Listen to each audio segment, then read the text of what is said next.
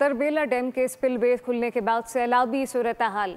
T5 project site में सैलाबी रेला दाखिल हो गया। प्रोजेक्ट की मशीनरी कंटेनर पानी में डूब गए हैं। तरबेला डैम के स्पिलवे खुलने के बाद सैलाबी सूरत हाल है। मजीद क्या तफसीलात हैं आसिफ इकबाल से जानते हैं। जी आसिफ।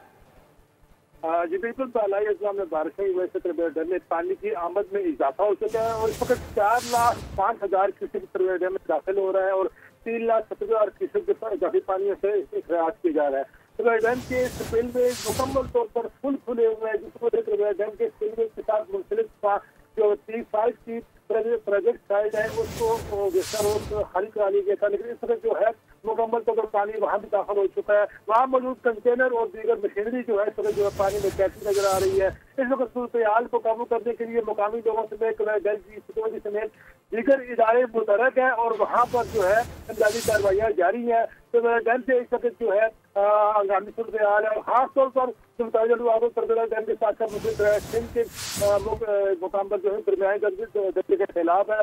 जिले हुकूमत में दीगर हुकूमतें इमदादी कार्रवाइयाँ जारी हैं। आसिफ इकबाल अपडेट कर रहे थे, आपका शुक्रिया। सब्सक्राइब करें और बेल दबाएं ताकि कोई खबर रह न जाए।